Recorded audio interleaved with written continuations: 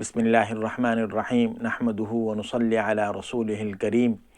پوری دنیا کے میرے مسلمان بھائیوں، ماؤں بہنوں، بیٹیوں، سننے والے حضرات، السلام علیکم ورحمۃ اللہ وبرکاتہ۔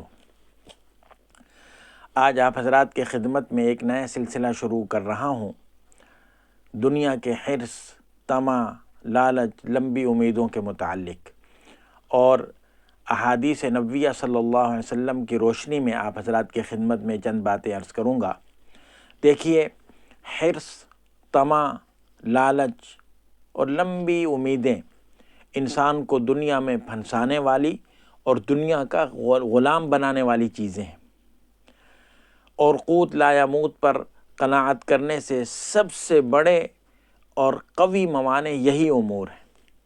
اس لیے میرے محترم سامعین، دعا کریں اللہ تعالی ہمارے دلوں کو حب دنیا سے آزاد کر کے حب آخرت سے ہمکنار کر دیں، اور بقدر گزارا رزق پر صبر اور قناعت کی توفیق نصیب فرما دیں۔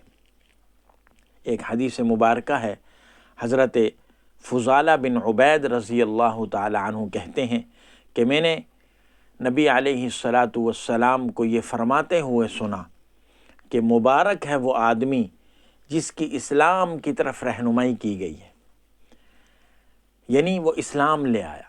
اسلام ایسا خوبصورت مذہب ہے، ایسا خوبصورت دین ہے کہ سبحان اللہ۔ اسلام امن کا درس دیتا ہے، اسلام امن و آشتی کا مذہب ہے اور دین ہے۔ اتنا پیارا مذہب ہے، اتنا پیارا دین ہے، سبحان اللہ۔ آپ دیکھیے، یہ ابھی اسرائیلیوں نے جو فلسطینی مسلمانوں پر جو ظلم کیے، اور پھر فلسطینی مسلمانوں نے مقابلے میں جب ان کے کچھ لوگوں کو پکڑ لیا اور بعد میں معاہدہ ہوا اور ان کو جب چھوڑا ہے، ان قیدیوں کو آزاد کیا ہے، تو وہ اسرائیلی یہودی قیدی جو ہیں وہ آج فلسطینی مسلمانوں کے گن گا رہے ہیں۔ اسرائیل کی طرح نہیں کہ نہ بچوں کو دیکھنا ہے، نہ نہتے لوگوں کو دیکھنا ہے، نہ عورتوں کو دیکھنا ہے، نہ بوڑھوں کو دینا، سب کو ملیا میٹ کر کے رکھ دینا ہے، تہس نہس کر کے رکھ دینا ہے، سب کے اوپر بموں کی برسات کرنی ہے۔ مسلمان ایسا نہیں کرتا۔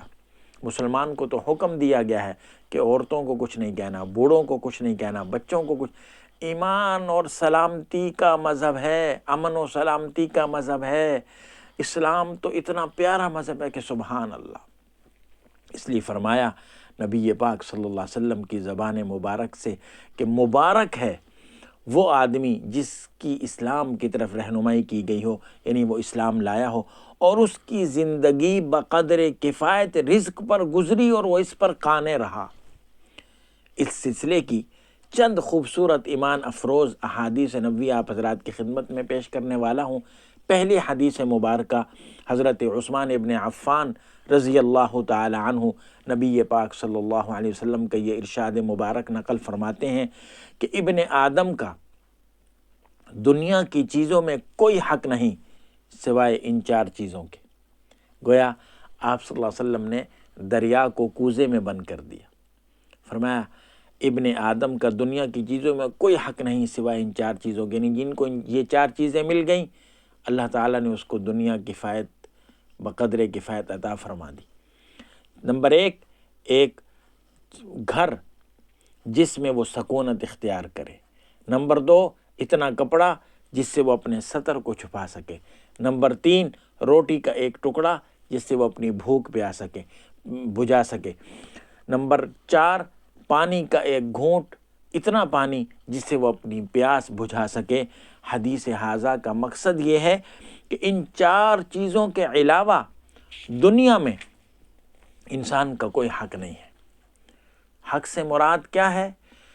کہ وہ نعمت و سہولت ہے جو انسان کو اللہ تعالیٰ کی طرف سے حاصل ہو، اور آخرت میں اس کے بارے میں نہ تو عذاب الہی ہو، نہ عتاب ربانی کا خوف ہو، اور نہ اس دنیا کے بارے میں حساب کتاب کا خطرہ ہو۔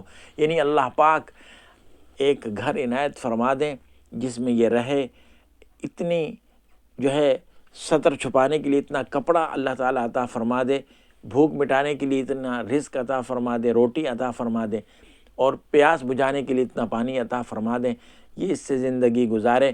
اللہ تعالیٰ کا عذاب اور عتاب اس پر نہیں ہوگا۔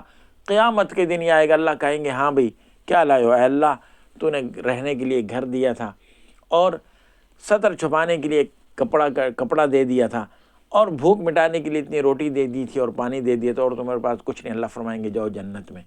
اور جو کروڑوں ہوں گے، کروڑوں والے، لکھ پتی، کروڑ پتی، ارب پتی، وہ کھڑے ہیں حساب کتاب دے رہے ہوں گے، ہائے ہم کس کس چیز کا حساب دیں۔ تو یہ دنیا کی حرص اور طمع اور لالچ کے بارے میں یہ مختصر چند باتیں تھیں جو آپ حضرات کی خدمت میں عرض کی۔ آپ حضرات کی خدمت میں ایک عرض یہ بھی ہے کہ میرے اس چینل کو سبسکرائب بھی کریں، لائک بھی کریں، شیئر بھی کریں، آگے پہنچائیں۔ دیکھیں ہم فالتو فضول قسم کی چیزوں کو پروموٹ کرتے ہیں اور انہیں جو ہے آگے تک پہنچاتے ہیں، انہیں شیئر کرتے ہیں، اور کہاں سے کہاں دین کی باتوں کو پہنچائیں۔ اس میں دنیا کا بھی فائدہ ہے، دین کا بھی فائدہ ہے، صدقہ جاریہ ہے۔ اللہ پاک عمل کی توفیق عطا فرما دے۔ السلام علیکم ورحمۃ اللہ وبرکاتہ۔